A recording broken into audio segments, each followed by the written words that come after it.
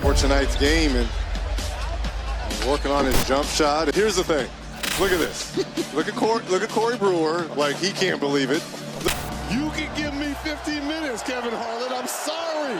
If there's one word that I could use to describe the New Orleans Pelicans season, it would be unexpected. I mean, we didn't expect for David Griffin to open up at 2021 Media Day by saying that Zion Williamson fractured his right foot in the offseason. We didn't expect them to start out the season 1-12, and we sure as hell didn't expect them to be competitive in a playoff series versus the defending Western Conference champions. But here we are, and we could all make a huge argument that this is remarkable for the New Orleans Pelicans development. But what's really going on behind the scenes? Because there is one issue that seems to be very divisive, at least amongst New Orleans Pelicans fans, or maybe even within the front office of the New Orleans Pelicans. Now, before we get to the content, I wanted to let you guys know I created a Discord community if you want to come in and tell me that the Los Angeles Lakers stink and are going to be a lottery team for the next decade. And now that we get all that out of the way, cue the intro.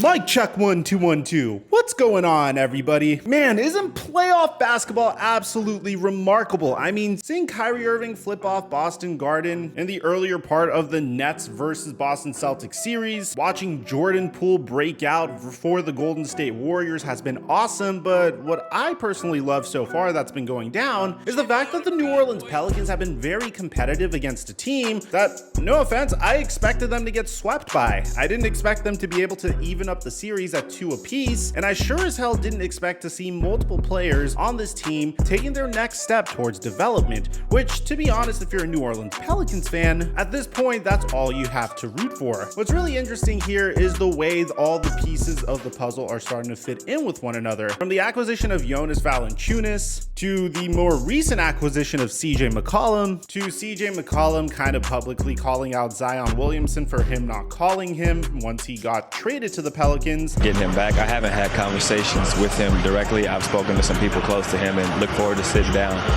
with him sooner than later. All the way from seeing underrated pieces starting to break out, such as Herb Jones, and seeing Brandon Ingram taking that next pivotal step towards dominance. I have to admit that the New Orleans Pelicans have one of the brightest futures of any team in the entire Western Conference. And this is after an offseason where we were all ethering them for not signing Lonzo Ball, and more importantly, signing their third head coach in just as many years, and with crazy rumors surrounding Zion Williamson's future with the franchise, which at this point, I have to admit, things are getting very strange with Zion Williamson. Now, I'm not going to play dumb here because I came on this channel 2 months ago and told you that the New Orleans Pelicans' plan for Zion Williamson should be to shut him down to ensure that his foot is as healthy as humanly possible. But in addition to that, he gets to playing weight, because if he plays very intense basketball after he rehabilitated his right foot, then he could potentially suffer a terrifying injury that could alter the course of his career, very similar to what happened to DeMarcus Cousins, which is a parallel I draw in my videos all the time. But I have to admit, I think something really unique is going on behind the scenes for the New Orleans Pelicans. Now,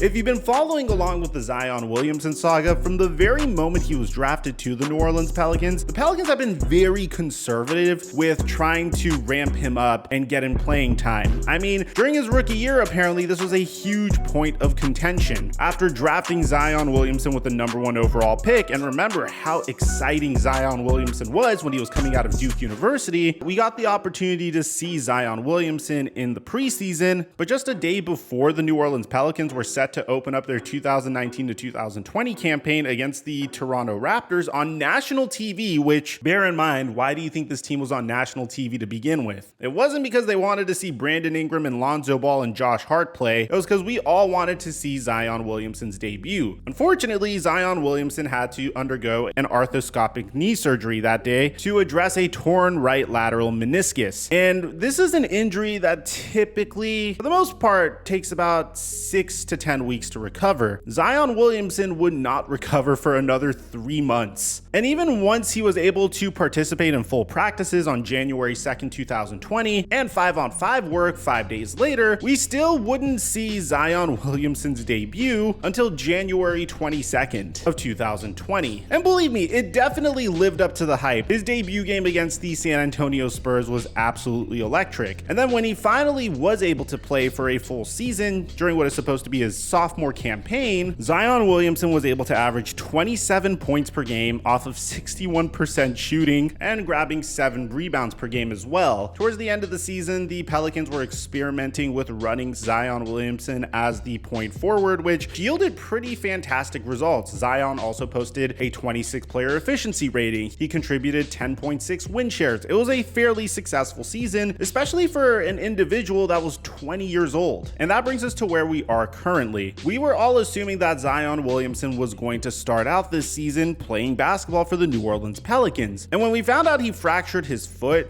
at the beginning of training camp, that was seen as, one, a little bit of a surprise, and two, a little deceptive, because I'm sure there would be a lot less season ticket holders if they knew that this was the instance. But at the same time, back then, we didn't think a fractured foot would necessarily put the man out for 6 months. And ultimately, that's what happened. Now, the question at this point remains how Zion Williamson feels about this. Because, again, the fact that the New Orleans Pelicans were so conservative with his injuries in the past was a huge point of contention for Zion. Zion Williamson just wants to play. And I feel like what he's doing recently is just his latest form of protest. When you have people saying that Zion Williamson is suffering from foot injuries and he is not ready to play basketball, yet there's videos leaking of him in practice, playing 5-on-5 with his teammates, and of course doing these jaw-dropping electric dunks in pregame, which at this point is something that has become more and more of a ritual. It seems like this is kind of Zion Williamson's form of protest, saying that, hey, look at me, I'm perfectly healthy, I could still give you these jaw-dropping electrifying dunks, let me come back so we could potentially pull off one of the biggest upsets in NBA history in this year's NBA playoffs, so we could potentially take down the defending Western Conference champions. Regardless, what I am seeing from Brandon Ingram, CJ McCollum, Herb Jones, Jonas Valanciunas, Jackson Hayes is something to be very excited about. This bodes the question, what do the New Orleans Pelicans do with Zion at this point? It's clear that he's healthy enough to return. Do you think it's worth Zion Williamson returning at this point to try to contribute to this series, him making his debut in, without a doubt, the most intense basketball that the Pelicans had to deal with all season long? Do you think the Pelicans should stop coddling Zion Williamson and finally put him on the floor to unleash Zion Williamson and really make this push to try to finish the year off strong? Or do you think that the New Orleans Pelicans have better plans? A player that Zion Williamson is frequently compared to is Joel Embiid. And the reason why these two are compared to one another so much is Joel Embiid only played 31 games throughout his first 3 seasons in the NBA. He too suffered foot injuries, and when he was drafted in the 2014 NBA draft, it was a known fact that this man was a guy that was probably going to get hampered by injuries throughout his entire career. The Philadelphia 76ers were extremely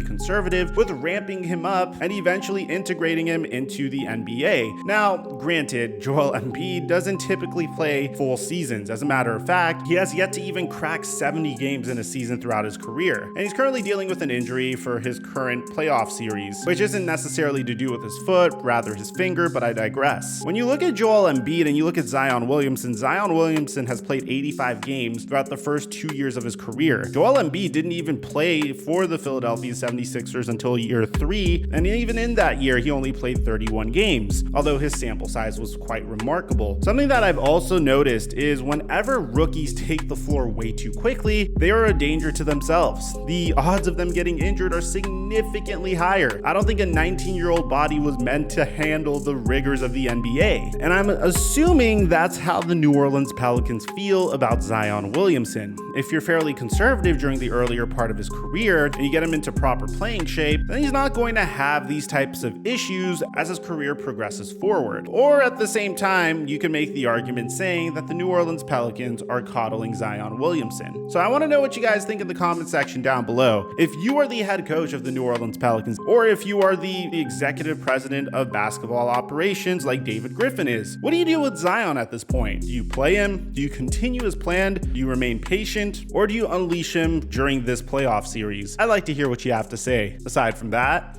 I'm your boy Mike, and I'm dropping our mic until our next upload.